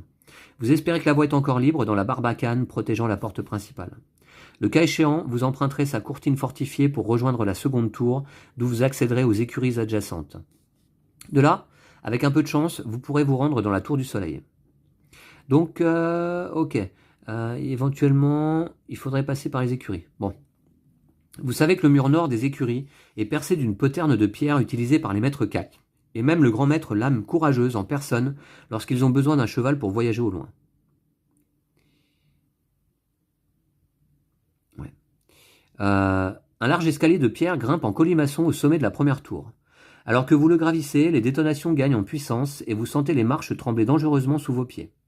Une fois parvenu, enfin, en haut de l'escalier, vous constatez que le poste de guet est envahi par la fumée. Vous avisez néanmoins le corps sans vie d'une sentinelle recroquevillée sur le sol en pierre, une flèche à la hampe noire fichée dans la partie supérieure de son crâne. L'homme s'est effondré à côté d'une échelle qui mène à une trappe ménagée dans le toit de la tour. À travers la fumée âcre, vous percevez un mouvement au sommet de l'échelle. Difficile de distinguer clairement la silhouette sombre avec vos yeux embués de larmes, mais vos facultés sensorielles Kai vous permettent de deviner instantanément qu'il s'agit d'un membre des troupes d'assaut Glock. Cet ennemi mortel a été déposé sur le toit et a réussi à se faufiler à l'intérieur par la trappe étroite. Tandis qu'il descend, vous vous rendez compte qu'il n'est pas seul. D'autres le suivent de près. Plus loin, sur votre droite, se trouve un passage voûté communiquant avec la courtine qui domine la porte principale et conduit à la porte d'accès à la tour jumelle. Si vous voulez faire basculer l'échelle d'un coup de pied, rendez-vous au 409. Si l'idée vous paraît hasardeuse et que vous préférez fuir la fumée et les glauques en vous engageant sur la courtine, rendez-vous au 45. Alors, est-ce qu'on les fait tomber? Déjà, je vais récupérer un point d'endurance. Il n'y avait pas de combat lors de ce chapitre. Je passe à 18. Ok. Qu'est-ce que je fais? Est-ce que je fais tomber l'échelle? Non, je vais fuir là cette fois-ci. Je vais au 45. En espérant qu'ils ne me suivent pas. 45. Mince. Le sol de la galerie de la courtine tremble et des morceaux de plâtre se détachent du plafond. Vous courez le long de ce passage poussiéreux et endommagé jusqu'à la seconde tour du corps de garde, dont vous ouvrez la porte à la volée. Le spectacle qui vous y attend vous arrache un cri de stupéfaction et de colère. Le mur de la tour présente un trou béant, résultat de l'explosion qui a aussi tué les 3 sentinelles cailles de garde, permettant ainsi à l'ennemi d'entrer dans la place sans rencontrer de résistance. 2 Glocks, penchés au-dessus des dépouilles de vos camarades, prennent un malin plaisir à mutiler leurs cadavres à l'aide de longs couteaux à dents de scie. Dans un accès de rage et de révulsion, vous dégainez votre arme et attaquez ces immondes créatures avant qu'elles n'aient le temps de retourner leurs lames impitoyables contre vous. Donc un nouveau combat contre des membres des troupes d'assaut Glock, habileté 14, endurance 15. La rapidité et la violence de votre attaque vous octroient 2 points d'habileté supplémentaires pendant toute la durée du combat. Ok. Très bien, on va voir donc. Et on peut remporter la victoire en 3 assauts ou plus, on va voir. J'ai 2 points d'habileté supplémentaires pendant toute la durée du combat. J'ai mon bouclier Kai qui me procure également 2 points d'habileté supplémentaires.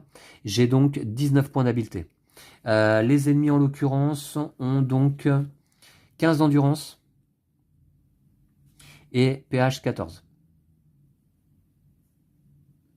Et on a dit que j'avais moi-même 19 points d'habileté, 19 moins 14, ça fait 5 de quotient d'attaque. Le quotient d'attaque est plutôt en ma faveur. Hein. Ouais. Ok. Par contre, ils ont 15 points d'endurance, ça me paraît beaucoup. Combien d'assauts nécessaires pour vaincre ces ennemis? C'est parti, j'obtiens un 5 avec un quotient d'attaque de 5. Alors, 5, quotient d'attaque de 5, c'est là. Les ennemis perdent 10 points d'endurance et j'en perds moi-même 2. Ok, donc je passe à 16 points d'endurance. Ils en perdent 10. Ils passent à 5 points d'endurance. C'est pas mal, on leur a fait très très mal d'emblée. Direct, avec un coup d'épée de feu stellaire. Ouais. Ouais, carrément. Allez, deuxième assaut. J'obtiens un 10. Un 0, je vous le rappelle, en combat, est l'équivalent d'un 10. Et alors là, un 10 avec un quotient d'attaque de 5, c'est 18 points d'endurance perdus par les ennemis, aucun perdu par moi-même. Donc, ils sont morts en 2 assauts. Et moi, j'ai 16 points d'endurance désormais. J'ai perdu quand même 2 points d'endurance dans ce combat. Ok. Mais en 2 assauts. Hein. Alors, si vous remportez la victoire en 3 assauts maximum, rendez-vous au 182.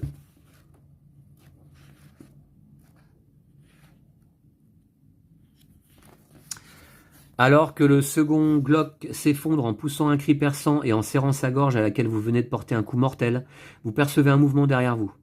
Vous faites volte-face et découvrez sur le seuil un membre des troupes d'assaut Glock. C'est celui que vous avez surpris précédemment alors qu'il descendait l'échelle menant au toit de la tour sud. Et ils m'ont bien suivi, quoi, les petits salopards. Il brandit sa masse d'armes hérissée de pointe et se rue sur vous, mais vous esquivez son attaque et levez votre arme pour parer la suivante. J'aurais dû les faire tomber de l'échelle. Le coup vous fait trembler de la tête aux pieds, et vous ne devez en sortir indemne qu'à la vivacité de votre geste qui dévie la redoutable masse. Avec un hurlement de frustration, le Glock frappe de nouveau de toutes ses forces. Cette fois, il vise votre front, partie vulnérable car non protégée de votre corps. Alors, c'est un sergent des troupes d'assaut Glock, habileté 13, endurance 14. Eh bien, on va voir. Donc c'est parti, il a 14 d'endurance, pH égale 13, je vais le noter quand même au cas où pour rappel. Alors moi j'ai combien d'habileté là? J'ai mon bouclier tout de même, qui me donne plus 2 points d'habileté. Donc j'ai 17, 17 moins 13 ça fait un quotient d'attaque de 4. Et on va l'attaquer avec l'épée de feu stellaire, pas de problème. C'est parti, donc, contre ce sergent d'assaut. Ce sergent des Glocks. Allez. Quotient d'attaque de... Ouh, je fais un 2. Ça, c'est pas terrible. Avec un quotient d'attaque de 4, je fais un 2. L'ennemi perd 6 points d'endurance et moi-même 3. Ouf. Donc je me retrouve à 13. Et il en perd 6, donc il est à 8. Deuxième assaut. J'obtiens un 4 assez moyen. Avec un quotient d'attaque identique à 4. On est donc ici. L'ennemi perd 8 points d'endurance et moi-même 2. Ah bah ça va, ça le tue par contre. J'arrive à 11 points d'endurance. Ouais, il lui en restait 8. Ouais, c'est ça, hein, je me suis pas trompé, on est bien d'accord. Hein. J'ai obtenu 4 OD. 4, il perd 8 points d'endurance. Ouais, 4 de quotient d'attaque. Parfait, parfait, parfait. Et moi, donc, j'en perds 2. Donc, ouais, je passe à 11. Ouais, ok. Je passe à 11 points d'endurance. Et l'ennemi est mort, est vaincu. Très bien. 11 points d'endurance, par contre, ouais, dommage. Hein. Si vous remportez la victoire, rendez-vous au 258.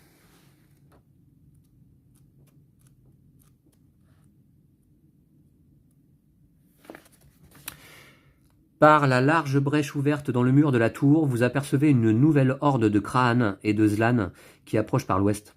Vous ne voyez cette troisième vague d'assaut que par intermittence, au gré des tourbillons de fumée devenus encore plus épaisses.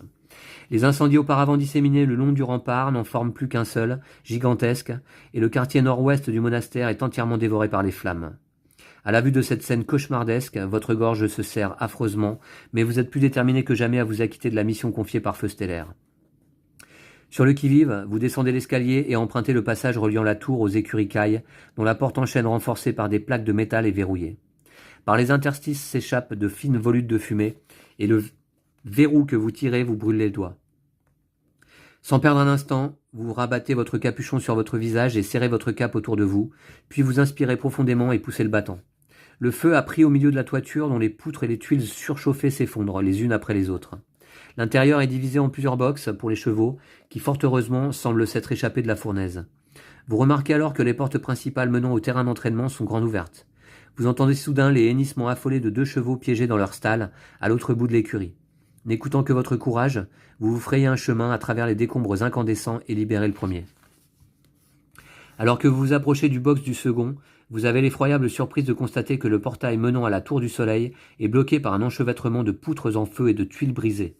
Impossible désormais d'entrer par là. Par le trou béant de la toiture, vous voyez le sommet de la tour se dresser au-dessus de la fumée et des flammes. Un combat désespéré est en train de s'y dérouler, au pied de la flèche du cristal. Une dernière sentinelle caille défend vaillamment le signal d'alarme contre un groupe d'assaut Glock déposé là par des Krahn. Craignant que ce brave guerrier ne puisse à lui seul tenir l'ennemi à distance encore bien longtemps, vous décidez de trouver une autre façon de pénétrer dans la tour. À vrai dire, maintenant que sa porte principale est condamnée, il n'en reste qu'une dans l'enceinte du monastère, via la chapelle Caille, située dans le quartier nord-est. Pour parvenir jusque-là, il va néanmoins vous falloir traverser le champ de bataille à feu et à sang que sont devenus le terrain d'entraînement et ses alentours. Vous ouvrez le box et sautez sur le dos du cheval qui, paniqué, file comme une fusée en direction de la sortie. Avec une volonté farouche, vous vous agrippez à sa crinière et tentez de le guider au mieux, au milieu du carnage et de la bataille qui vous attend à l'extérieur. Les ennemis sont encore plus nombreux qu'avant, et seule une poignée de cailles les affronte désormais en terrain découvert. L'apparition subite d'un cavalier solitaire déstabilise les Glocks. Vous profitez de l'effet de surprise pour franchir au galop la distance qui vous sépare de la chapelle, tout en évitant les cadavres qui jonchent le sol. Ceux qui tentent de vous intercepter finissent vite piétinés sous les sabots de votre monture avant d'avoir eu le temps de porter le premier coup. Grâce à votre vitesse et votre audace, vous parvenez sain et sauf à quelques dizaines de mètres de la porte de la chapelle, défendue par un groupe de cailles déterminés. Vous vous apprêtez à mettre pied à terre et sprintez jusqu'au porche lorsqu'un ennemi entièrement revêtu d'une armure d'acier noir repère la manœuvre. Il lève aussitôt son imposante arbalète. Vous avez affaire à un Drakkar, un représentant de cette race brutale de guerriers humanoïdes au service du maître des ténèbres Zagarna. Il fait partie de la 3e vague d'assaut. Avec sang-froid et efficacité, ce soldat aguerri observe vos mouvements, vous vise avec précision et presse la détente. Si vous maîtrisez la discipline Kai de la puissance psychique et souhaitez y recourir, rendez-vous au 156. Puissance psychique, je l'ai moi. Ça dit quoi? Plus 2 points d'habileté contre certains ennemis. Ah ouais, ben je vais le faire alors. Si vous possédez la maîtrise de psychique de la matière, non. Si vous ne maîtrisez aucune de ces disciplines, ok. Alors, donc déjà, paragraphe sans combat, je récupère 1 point d'endurance, qui sera pas de trop, je repasse à 12. Je trouve que c'est très bas ce total. Hein. Ouais, ça me fait un peu peur. Maintenant, si vous maîtrisez donc la puissance psychique, rendez-vous au 156. J'ai la maîtrise de psychique. Vos facultés psychiques se trouvent stimulées et exacerbées par la multitude des dangers qui vous entourent. Instinctivement, votre regard se tourne vers le dracard qui s'apprête à décocher son carreau d'arbalète. Vous sentez que, malgré la distance vous séparant, il représente à cet instant précis le plus grand risque pour votre vie. Sans perdre une seconde, vous vous concentrez sur son aume noir et lui projetez une décharge d'énergie psychique. Bien que faible et hésitante, celle-ci suffit à lui faire rater sa cible, c'est-à-dire vous. Son trait d'acier passe en sifflant à quelques centimètres à peine de votre tête. Rendez-vous au 291. Je vais tout d'abord récupérer un point d'endurance. Je repasse à 13. « 291. Alors, c'est parti. Eh bien, nous sommes donc à cheval. Hein. Vous dirigez votre monture vers le porche de la chapelle Caille, où une bonne douzaine de glocs tentent de passer en force par le portail en partie défoncé. 2 jeunes initiés Caille défendent l'entrée, embrochant et tailladant à grands coups d'épée les assaillants qui essayent de se faufiler par la brèche en V ouverte dans le panneau de bois.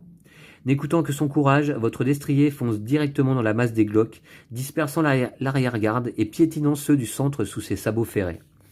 Il se cabre et se sert de ses antérieurs pour leur marteler le crâne jusqu'à ce qu'ils perdent connaissance. Vous dégainez votre arme et sautez à terre. À peine vos pieds ont-ils touché le sol souillé de sang noir qu'une poignée de glocs assoiffés de vengeance se rue sur vous. Vous en tuez 2 et brisez net la mâchoire d'un troisième d'un brutal revers de la main. Entre vite, loup silencieux. L'appel provient de l'intérieur de la chapelle. Vous reconnaissez la voix de votre ami Colombe de Pluie, un initié tout comme vous. Vous ne vous faites pas prier et plongez tête la première dans l'ouverture étroite. Un saut périlleux et vous atterrissez sur les dalles de pierre de l'autre côté. Aussitôt, Colombe de Pluie et son valeureux compagnon, Ciel d'Acier, bloquent le passage à l'aide des bancs d'église en bois massif. Les glocs donnent des coups de boutoir contre la porte barricadée à la hâte. Celle-ci résiste, mais pour combien de temps encore? Moins d'une douzaine de cailles ont trouvé refuge dans ce sanctuaire. Tous ensanglantés et à bout de force.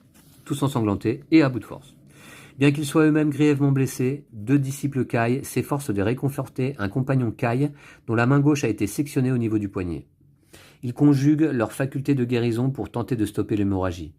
Que ces jeunes s'occupent de leur aîné mutilé au mépris de leurs propres blessures vous touche profondément.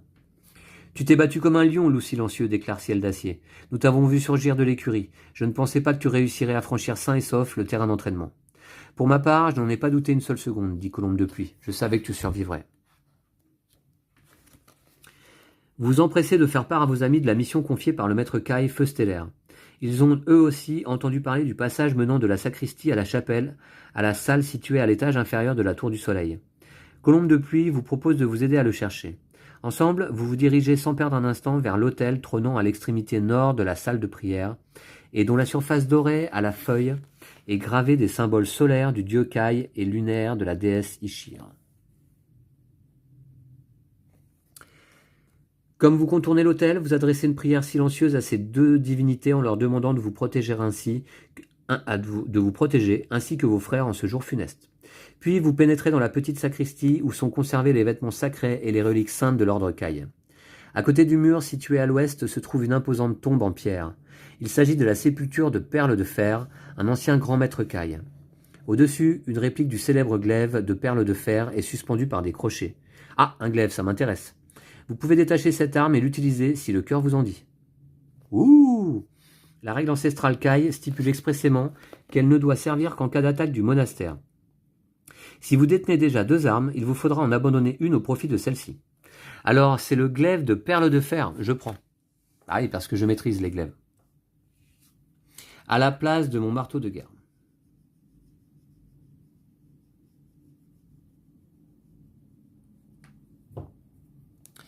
Glaive.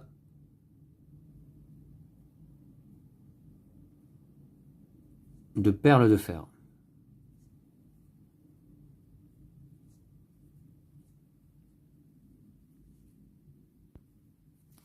Tac, voilà. Ouh, cool. Par contre, ne peut servir qu'en cas d'attaque du monastère. Ouais, bah écoutez, on y est là.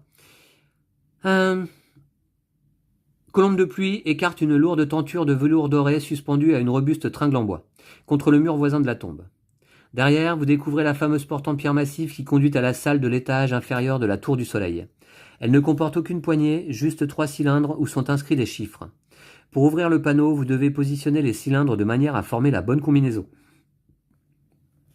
Le premier chiffre est égal au nombre de Glock que vous avez surpris en train de mutiler les dépouilles des sentinelles cailles dans la seconde tour du corps de garde. Mince, je m'en souviens plus, il y en avait combien? Il y en avait 3, je sais plus. Le deuxième correspond au nombre de chevaux piégés dans l'écurie en feu. Mince, j'ai pas trop suivi. Le troisième équivaut au nombre de Glock qui vous ont proposé de capituler durant l'affrontement sur le terrain d'entraînement. Si vous connaissez les réponses à ces 3 questions, écrivez-les dans le bon ordre, puis reportez-vous au numéro de page correspondant. Si vous ne savez pas y répondre, ou si vous vous trompez, rendez-vous au 361. Alors, le deuxième correspond au nombre de chevaux piégés dans l'écurie en feu. Bah, il y en avait combien déjà? Je me souviens plus. Hein. Franchement, je me souviens plus. Il y en avait 3, non? Je sais plus, des chevaux. Le troisième équivaut au nombre de Glock qui vous ont proposé de capituler durant l'affrontement sur le terrain d'entraînement. Je me souviens même pas qu'on m'a proposé de capituler, je vous dirais. Et le deuxième correspond au nombre de chevaux piégés. Ouais, bah écoutez, je vais aller en 361. Hein. On va essayer de défoncer la porte plutôt que de mettre la combinaison. Hein. En tout cas, c'était un chapitre. C'était un paragraphe sans combat. Je récupère un point d'endurance, je repasse à 14. Ouais, il va falloir que je sois un peu plus attentif peut-être. Ah, c'est pas mal, hein, mais bon. Là, je sais pas. Ouais, 361. Allez.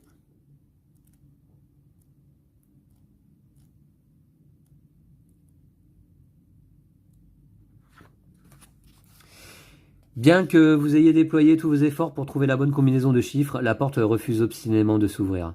Exaspéré par le retard que cela vous fait prendre, vous utilisez le glaive découvert au-dessus de la tombe de perles de fer et essayez de forcer la porte. Peine perdue, le lourd panneau de pierre ne bouge pas d'un pouce. Une soudaine explosion se produit dans la chapelle adjacente et vous vous trouvez projeté au sol par l'onde de choc, vous et votre compagnon. L'ennemi a employé une charge magique puissante pour détruire la porte barricadée. Vous vous relevez péniblement lorsqu'une autre détonation, plus violente que la précédente, vous envoie valdinguer à l'autre bout de la sacristie, où vous heurtez brutalement le mur. Les assaillants ont déclenché une seconde charge au-dessus de la chapelle, dont la toiture tout entière s'est effondrée sur elle-même, provoquant des dégâts considérables. Vous n'avez pas le temps de recouvrer vos esprits, ni de vous redresser, que vous êtes écrasé par une poutre et enseveli sous une avalanche de tuiles brisées. L'obscurité vous enveloppe et vous n'éprouvez plus aucune douleur. Aujourd'hui, vous avez combattu avec bravoure et adresse, comme un seigneur Kai digne de ce nom. Malheureusement, vous venez de rejoindre les rangs de toutes les victimes tombées en ce matin de fête de la Fémarne. Votre vie et votre noble mission s'achèvent de façon tragique dans la sacristie de la chapelle Kai. Le livre m'en tombe des mains. Non! Oh bah ça alors!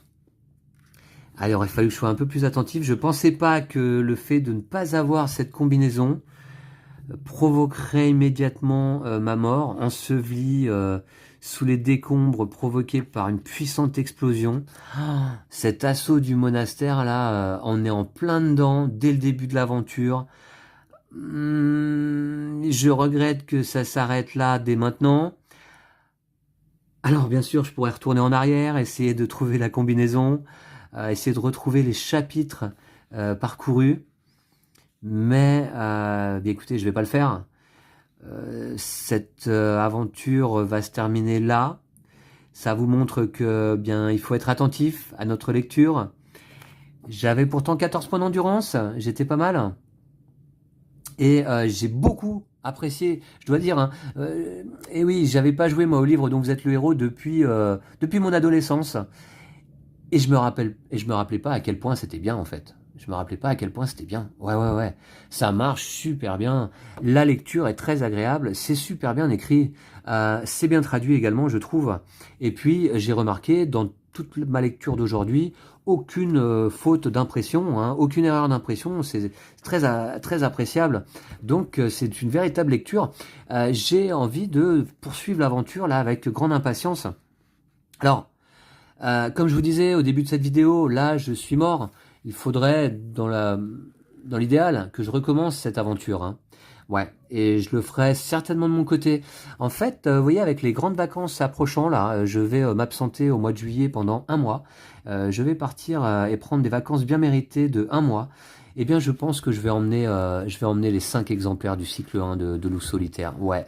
Je me demandais là quel bouquin j'allais emmener. Hein. J'ai terminé très récemment ma lecture de la biographie de Lovecraft. Eh bien, je vais me faire un vrai plaisir nostalgique en jouant les livres dont vous êtes le héros du premier cycle de Loup Solitaire. Ouais, carrément. Bon, je suis déçu pour moi, je suis déçu pour vous. La vidéo s'arrête là, mais il fallait bien que cette vidéo ait une fin. Hein. On n'a même pas quitté le monastère, vous voyez. J'aurais aimé pouvoir envoyer au moins le signal vers le roi, vers la capitale, Holmgard, pour essayer d'avertir de cet assaut des terribles maîtres des ténèbres, qui effectivement rigole pas. Ouais. Et alors vous savez, moi qui suis actuellement en train de jouer à un jeu vidéo qui s'appelle Zelda, Tears of the Kingdom, qui vient de sortir chez Nintendo, hein. Eh bien c'est marrant parce que j'avais l'impression lors de ma lecture là d'être dans Zelda, quoi. Hein. On est dans deux univers assez proches les uns des autres, l'un de l'autre. Voilà. Je vous remercie d'avoir suivi cette aventure, pas au long cours, hein, ça a été un peu rapide, une défaite immédiate, mais me voilà prévenu pour une reprise de l'aventure une prochaine fois. Et puis de toute manière, avec Lou, on va commencer la traversée infernale en vidéo, pour vous montrer un petit peu ce que ça donne, le début de l'aventure de la traversée infernale. Est-ce que c'est la même carte? Une carte, oui, c'est la même carte, un peu moins détaillée. Ok, voilà, avec bien là aussi la feuille d'aventure, bien entendu, et puis de belles illustrations, la table de hasard, la table des coups portés, qui est la même, hein, vous voyez les combats, hein, les règles du jeu, hein, hyper simples. Hein. Voilà, il y a moins de chapitres là hein, dans la traversée infernale. Il y en a 350, comme dans la plupart des livres en fait. Là ici, les Maîtres des Ténèbres, c'est l'édition augmentée. Donc il y a combien? 550 chapitres je crois au total. Hein. Ouais. Mais j'ai trouvé vraiment très trépidant hein, ce début d'aventure. Ouais, ça m'a vraiment donné envie de poursuivre. Je vous dirais qu'en fait, avant de commencer la lecture, là, j'avais un petit peu peur que ce soit peut-être un peu trop enfantin comme lecture. Moi, vous savez, j'aime beaucoup lire, j'ai lu beaucoup de littérature classique et j'attends d'une lecture un minimum de qualité littéraire. Et bien là, je l'avais véritablement sans aucun souci. Donc ça me donne envie. Vraiment, je trouve que ça ne s'adresse pas qu'aux jeunes et adolescents. Je lirai moi-même là. Je vais me refaire ce plaisir là pendant les vacances. Alors il faut que j'en emmène les 5 bouquins. Ça va faire du poids dans la valise, mais bon, ça va être excellent. Merci à toutes et tous. On se retrouve très très vite pour une dernière vidéo sur cette présentation des livres dont vous êtes le héros, La Traversée infernale en compagnie de Lou.